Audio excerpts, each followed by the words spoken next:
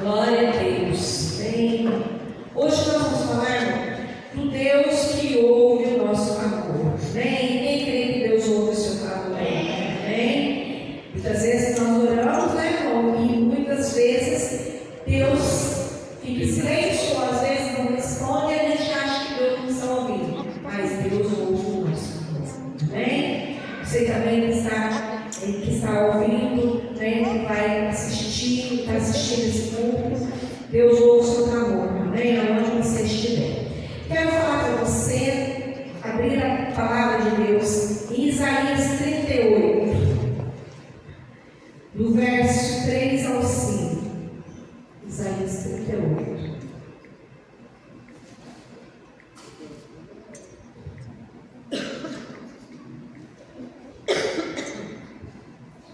Nós vamos falar de Ezequias hoje, né? Feche seus olhos. Senhor, nós cremos no poder do clamor. Por isso, Pai, nós estamos aqui. Sim. Nessa noite, Pai, ouve o nosso clamor. A tua palavra diz, Senhor, se inclina para ouvir o nosso clamor. Que alegria saber disso, Deus. Que o Senhor ouve o nosso clamor. Que o Senhor possa ouvir o clamor de cada um aqui, Deus. O Senhor conhece cada necessidade, tudo aquilo que cada um que está ouvindo precisa.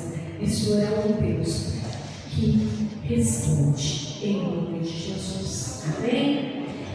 Isaías 38, verso 3 ao 5 diz assim: E disse: Lembra-te, Senhor, peço, de que andei diante de ti com fidelidade, com inteireza de coração, e fiz o que era reto aos teus olhos, e chorou muitíssimo. Então veio a palavra do Senhor a Isaías dizendo: Vai e diz a Ezequias: Assim diz o Senhor, o Deus de Davi teu pai: Ouvi a tua oração e vi as tuas lágrimas, e acrescentarei, pois, aos teus dias 15 anos. Amém? Bom, essa passagem é tremenda, ela é maravilhosa. E é algo para nós refletirmos. Você tem essa ousadia de chegar diante de Deus e falar para Deus o que Ezequias falou? Muito forte, irmãos. Porque o desejo do nosso Deus é que nós sejamos da maneira que Ezequias chegou diante de Deus, para que Ele possa responder esse clamor. Então é algo nós pensarmos assim, falar para o Senhor: Senhor, lembra, peço-te que andei diante de ti com fidelidade, com inteireza do coração, e fiz o que era reto aos teus olhos. Será, irmãos, que nós temos vontade de chegar, ou podemos chegar dessa forma que Ezequias chegou diante de Deus? Muito ousadia, irmão, porque ele estava fazendo isso. E aí, irmão, eu te pergunto nessa noite: qual tem sido o seu grande desafio? Qual tem sido o seu grande problema? Qual tem sido nessa noite a tua necessidade? Qual tem sido a tua tempestade, o teu vale nessa noite? E aí, irmão, Ezequias, ele era um servo de Deus, ele era rei de Judá. E ele enfrentou desafios, irmãos, como diz alguns aí, altos e baixos, né? E um dia, Ezequias recebeu uma notícia de que estava, né, com uma enfermidade mortal. E Deus mandou que o profeta Isaías fosse dizer ao rei Ezequias o que nós vemos aqui: põe a tua casa em ordem, porque morrerás e não viverás. Existe pessoa, meu querido, que não acredita que nós podemos mudar, que nós vamos mudar, que vamos ter vitória na nossa vida. Pois, muitos dizem assim: agora é tarde demais. Uns dizem: para esse problema não há solução. Outros dizem: nunca vai mudar. Talvez até a gente mesmo já disse isso, né? Às vezes nós mesmos dizemos isso no momento de luta do coração.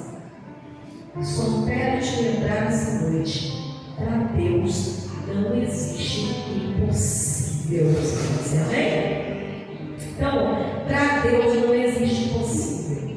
E aí, o próprio Deus, através do profeta, ele declara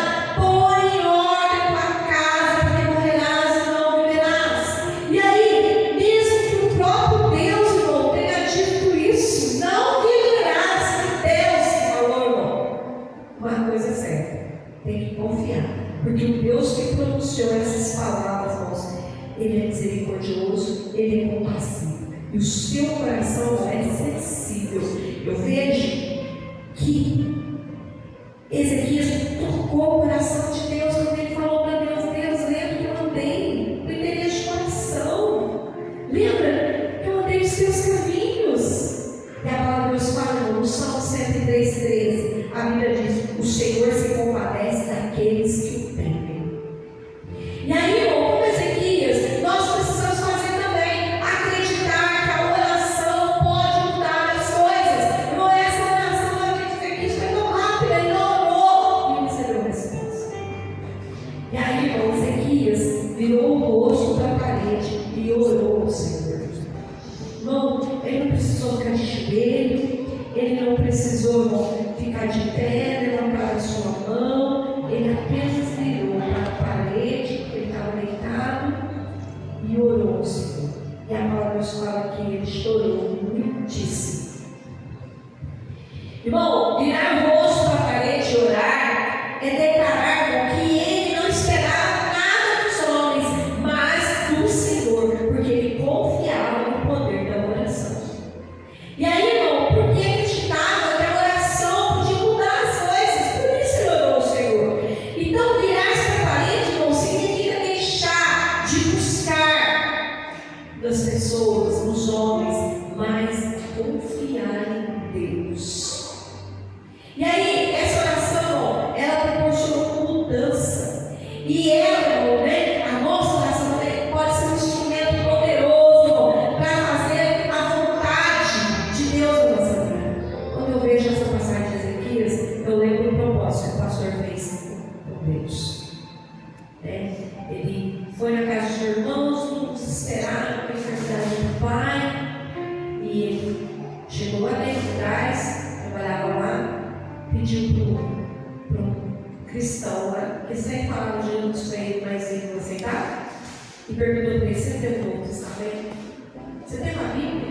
Ele falou: você tem o Novo Testamento, não é Bíblia dele, vai lá e abre. Eu imagino que dentro dele falou: opa, agora sim, né? Aconteceu alguma coisa. E o pastor foi lá no fundo, num jardinzinho que tinha lá, e fez uma oração assim: Deus, eu peço ao Senhor por meu pai. Se o Senhor for meu pai, eu vou te servir o resto da minha vida, e não importa onde. E aí, a palavra que Deus deu para ele foi lá em João 11, pai. Essa oração não veio para a morte, mas para que o nome do Filho seja glorificado do Pai. E aí ele disse: eu te agradeço, Senhor. Essa foi a única oração que ele fez. E o pai dele colocava no hospital das clínicas com uma doença chamada leishmaniose, que hoje ela no norte de Minas é muito comum, mas naquela época tinha sido casa para ele no Brasil. E o pai dele era impossível. E aí não tinha dado medicamento nenhum para o hospital das clínicas, só com soro. E o pai dele foi curado. E foi comprovado que foi um milagre. Amém? E essa oração foi uma oração mais rápida. E a resposta mais rápida que o pastor já recebeu na vida dele. Sabe por quê, dele? Porque ele falou assim: se o Senhor me curar meu pai, eu vou te servir. O desejo de Deus, meu filho, é que nós possamos servir a Ele. E aqui a oração de Ezequias, lembra? Eu andei com interesse de coração. E aí, como Ezequias, nós precisamos acreditar no poder da oração. E aí, Ezequias, meu filho, ele sabia que uma vida sincera com Deus era um bom argumento. Então, lembra-te, Senhor, de como eu tenho servido o Senhor com fidelidade. Meu querido, Senhor, lembra-te. Isso significa, irmão, que o rei Ezequias, ele tinha um compromisso com Deus e era sincero, era verdadeiro. Deus conhecia isso. Deus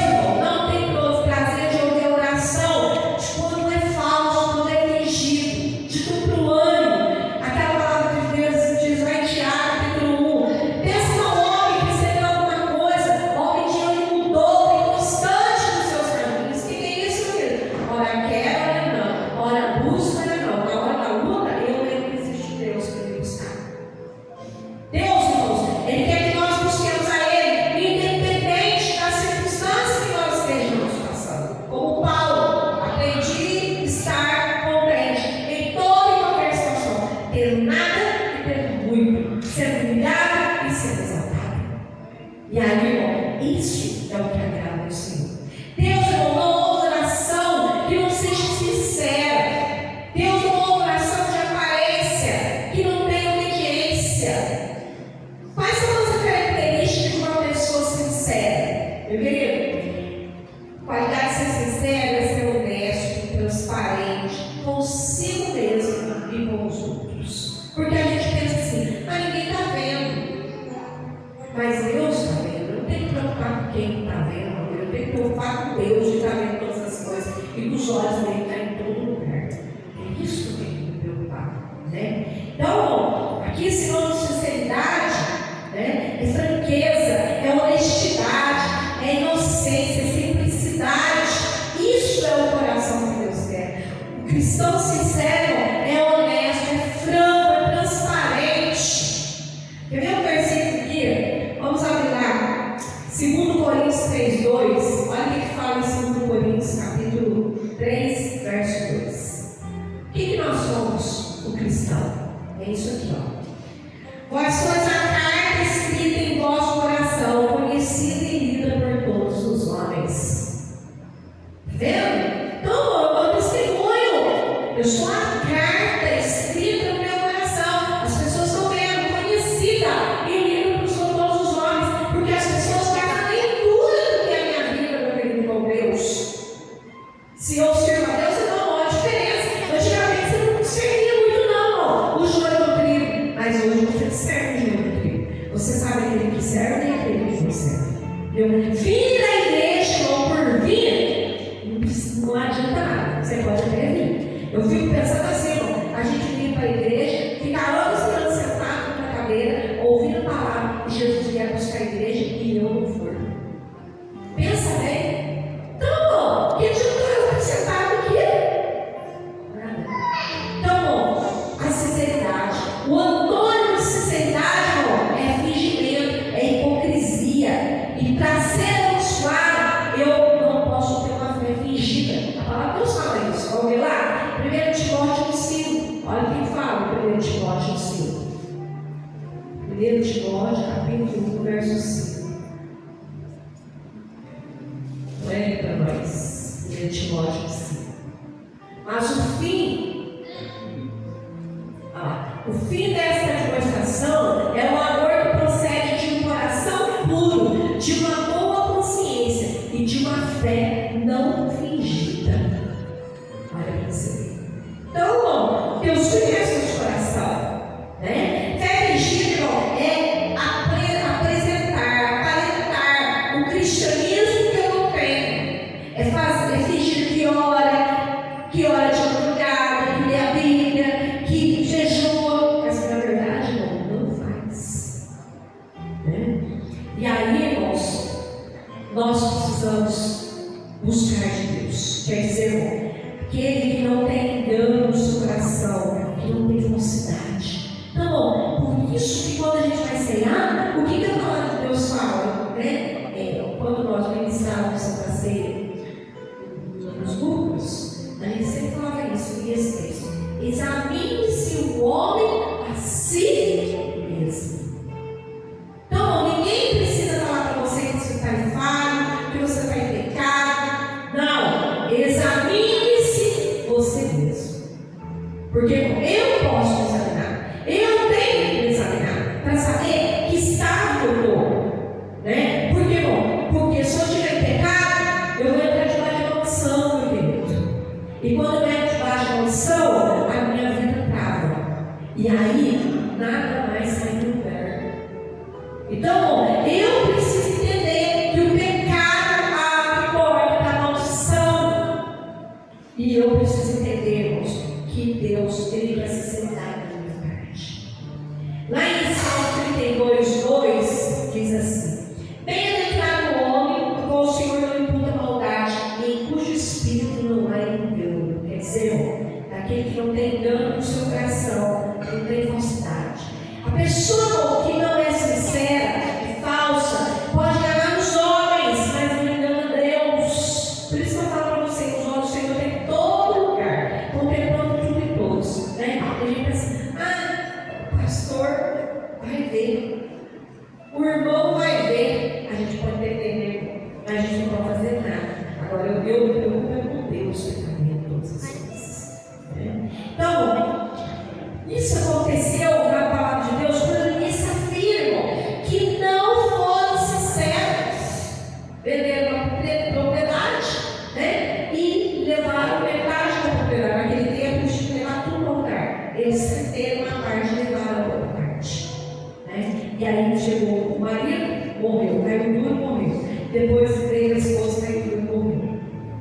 Então, irmãos, aqui nós queremos ter um coração sincero. Então, coração honesto, sincero, transparente. Ananias quis fingir, que era um cristão que não era. Então, as características de quem realmente, irmão, revela sinceridade: primeiro, o amor a Deus. Demonstra a nossa fé, a sinceridade, quando amamos verdadeiramente e obedecemos a palavra. Não é fácil obedecer, não, meu querido.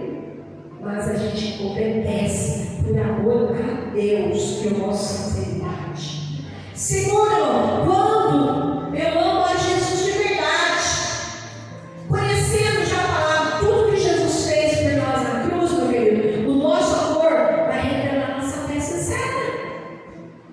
Então, a gente sabe, porque quem ama, meu querido, a Deus, ama o próximo, se preocupa com o próximo.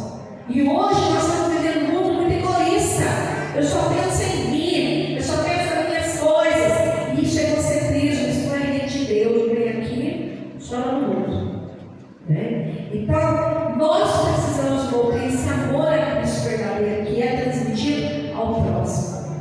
O nosso serviço a Deus, meu querido, mostrando também a nossa fé sincera, quando nós realizamos a obra de Deus. E aí, fazendo de todo o coração para o reino de Deus, meu querido. Quando fazemos de todo o coração sem esperar nada em troca. Isso, irmãos, é servir a Deus, amor sincero a Deus. E aí, irmão, eu preciso servir a Deus sem receber nada em troca, nada, meu querido, saber que eu estou aqui para servir a Deus. O que mais, irmão? Quando a nossa fé é atuante, meu querido, Deus se agrada da nossa fé. E a palavra de Deus fala que aquele que não tem fé não sabe agradar a Deus, não agrada a Deus, meu querido. E aquele que crê que Deus existe, então eu tenho que crer, eu tenho que verdadeiramente revelar a minha fé. A nossa fé, irmão, ela revela também a nossa sinceridade com Deus. Então, nós temos que ser verdadeiramente com a sinceridade que eu creio. Irmão, a luta vem na medida que você crê. Porque Deus quer renovar a sua fé. E logo você crê que Ele tem poder. Nós crescemos na fé quando nós passamos as tribulações. Vemos Deus dar livramento, vemos Deus cuidar, vemos Deus curar, vemos Deus restaurar. Amém? E quinto, irmão, o nosso temor a Deus. O crente, irmão, o temor para viver com sinceridade no coração. O temor leva a andar em sinceridade. Hoje nós vivemos um tempo sem temor. As pessoas não têm temor a Deus. Então, certas atitudes, por exemplo, a gente vai à igreja, nós vamos no culto, nós adoramos a Deus. Irmão, no momento do louvor, você pode ter uma experiência tremenda. Eu fui batizado no Espírito Santo no momento do louvor. Olha que tremendo. Eu tinha uma semana de cristal. E eu converti o Senhor, sem meus filhos como Senhor Salvador. No dia que o pastor foi agradecer a Deus pela cura do Pai, e ali nós aceitamos o Senhor como Salvador da nossa vida. Meu querido, e foi a coisa mais tremenda. No meio do louvor, eu louvando a Deus, um canto antigo que eu nunca mais ouvi cantar na igreja. Ele estava assim: Shekinah de Deus vai descer, e com fogo e poder mudará meu viver. Ai, que Deus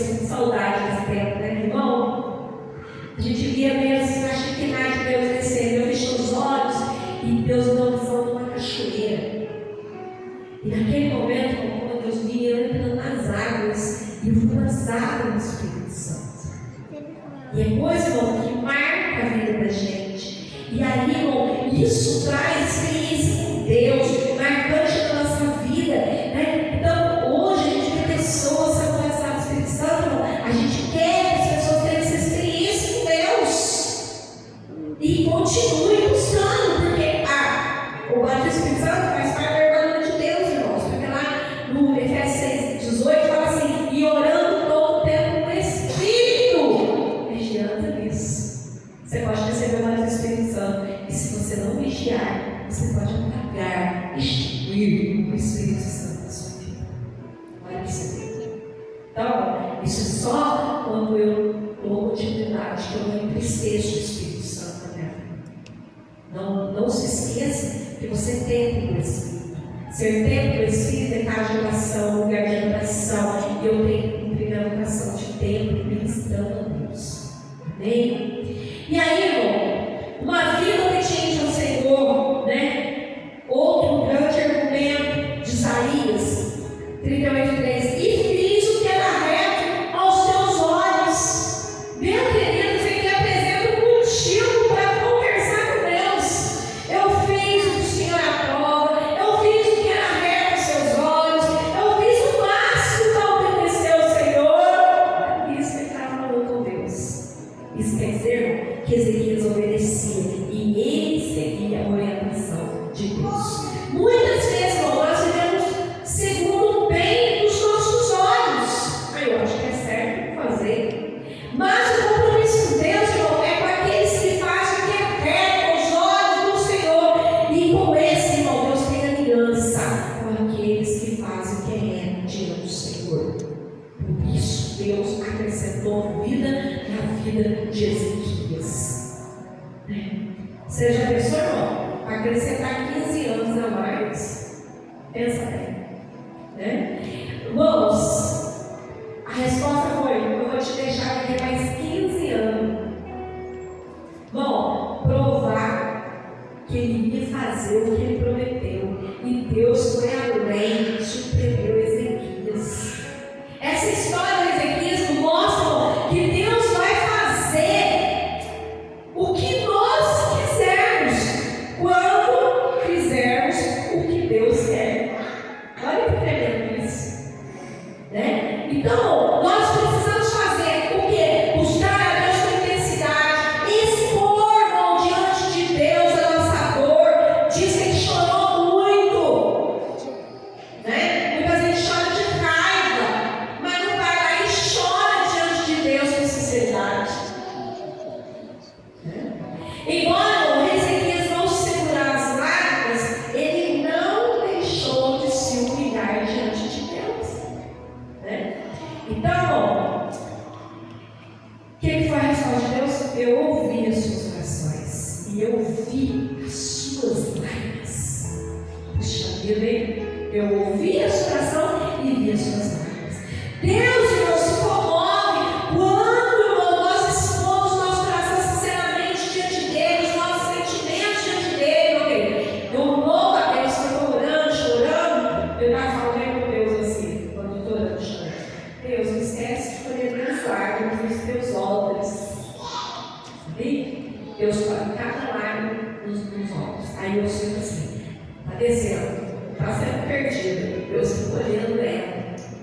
Quando essas lágrimas enchem esse óleo do céu, tem resposta de oração para as nossas vidas. Amém? Por isso é importante a gente vai intimidade de Deus, vergonha. Vai no culto, quer chorar, fica com vergonha dos outros. Meu querido, que Deus estiver aqui, Ele está aqui. E Deus fala para você: chora, meu querido. Não esqueça da pessoa que está ao teu lado. Se Deus falar para você, entendeu uma coisa que Deus fala, irmão, e muita gente não faz no culto, fica de joelho. Né? E aí você fala para o lado, eu vou ficar de joelho, ninguém está de joelho. Não importa, meu querido, se alguém está de joelho, o que importa é que você vai se ajoelhar, se dobrar, se humilhar diante de Deus. Amém? Mas às vezes, nós esperamos o comando: levanta a mão,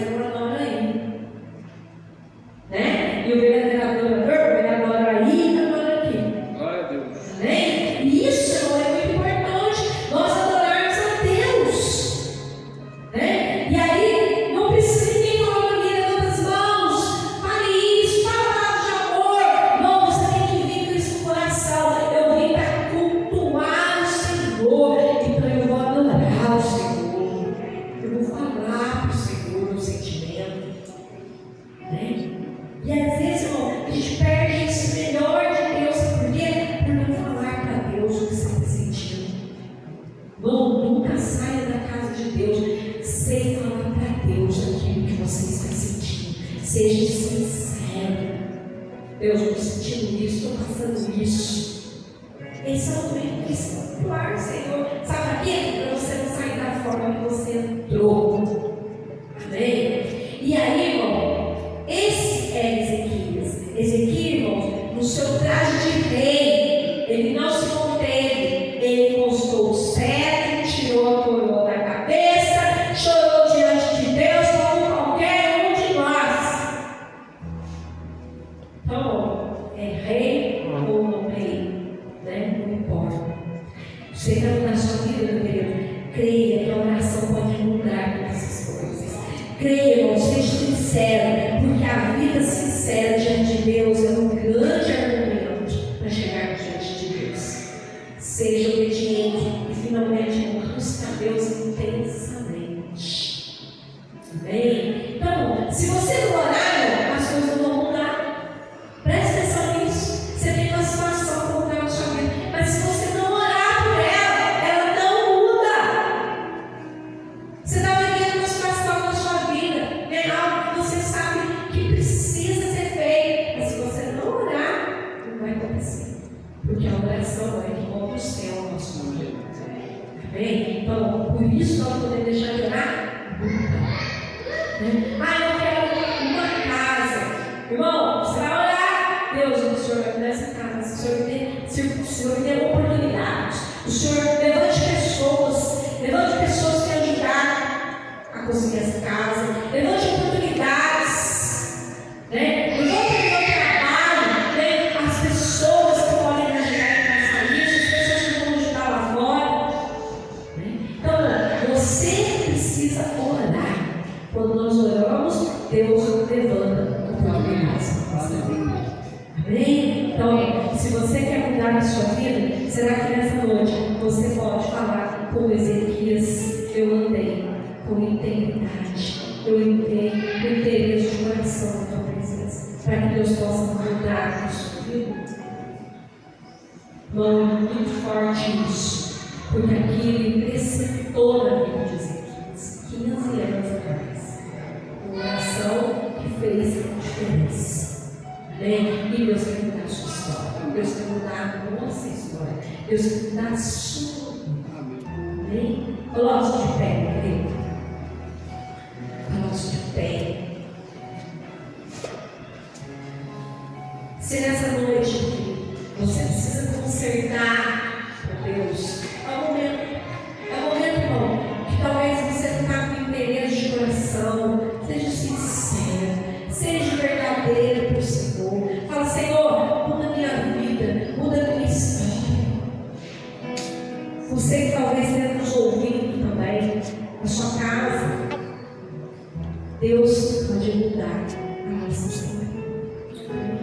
Deus pode mudar a nossa vida. Como Ele mudou a vida de cada um de nós. Se estamos aqui, é porque Deus mudou a nossa vida. Deus mudou a nossa história. E Deus quer mudar a sua.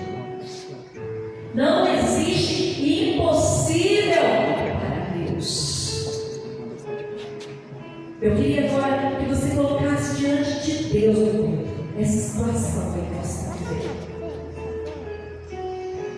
Seja sua vida, seja a vida de alguém, Deus está te ouvindo.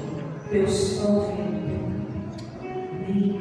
Eu queria te convidar a sair do seu meio com o altar, porque no altar, meu Deus, que nós derramamos o nosso coração. É no altar que nós nos humilhamos, nós nos renunciamos e declaramos o quanto precisamos do Senhor e cremos que Ele pode fazer essas coisas. Amém? É momento de dízimo das ofertas, amém? É momento de dízimo das ofertas, amém, irmãos? Só uma vida aqui com Deus, glória a Deus. Ô igreja, desce pela terra, vem de terra, chamando irmãos. Irmãos, a palavra do Senhor diz em Malaquias 3:10.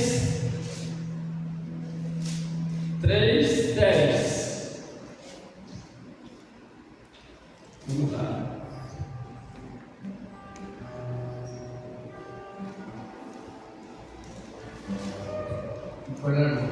Trazei todo o dízimo àquela tesouro para que haja mantimento na minha casa. E depois fazei prova de mim, diz o Senhor dos Exércitos. Se eu não vos abrir a janela dos céus e não derramar sobre vós tal bênção, que dela vos advenha a maior abastança.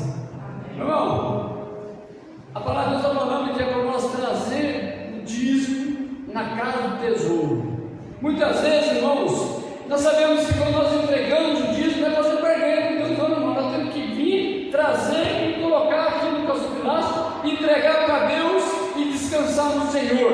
Porque o nosso Deus, se você estiver entregando alguma coisa, pensando algo em troca, meu irmão, para com isso em nome de Jesus. Entrega de todo o teu coração, porque a resposta é certa.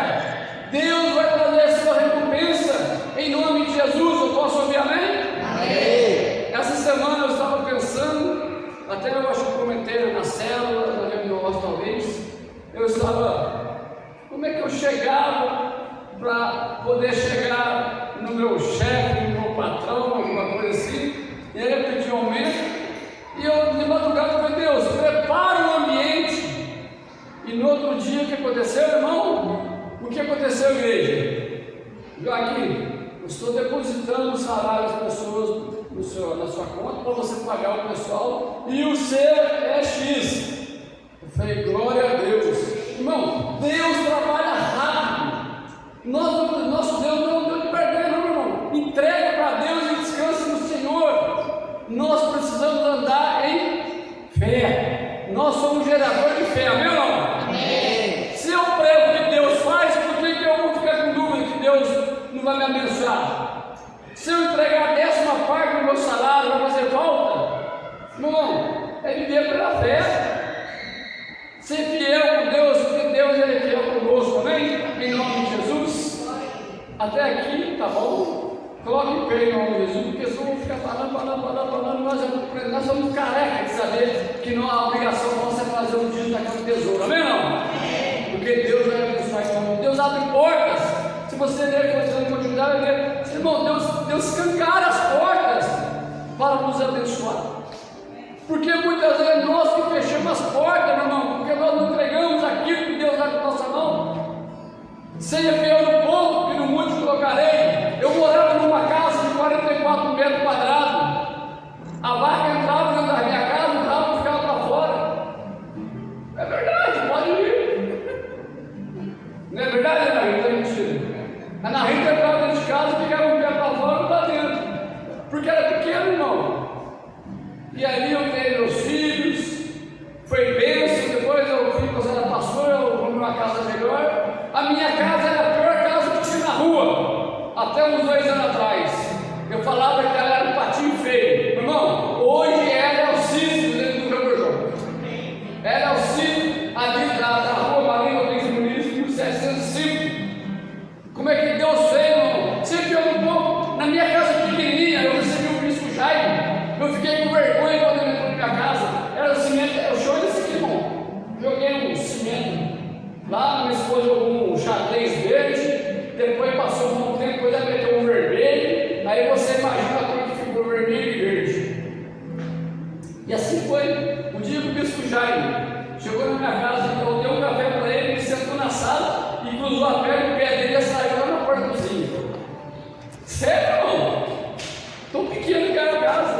Você lembra da minha casa, Denise? Que mais ou menos? Eu tenho foto aqui, irmão. Se quiser, eu vou colocar. Você fala, pastor, Deus é misericordioso. Deus tem misericórdia do Senhor. Como é que morou numa casa pequena? E a sogra morava comigo ainda, irmão. Morava a sogra, meus filhos, a minha esposa. Enfim, hoje, irmãos, o meu quarto, só o meu quarto dá o tamanho da minha casa, cara, antes.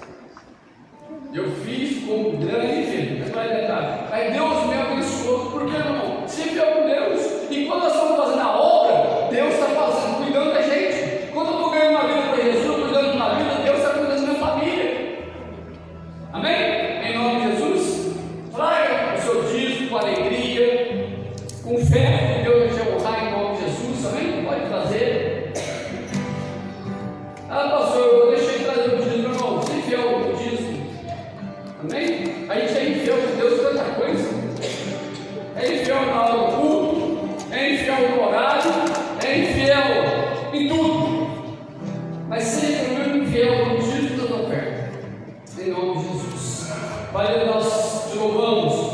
nós somos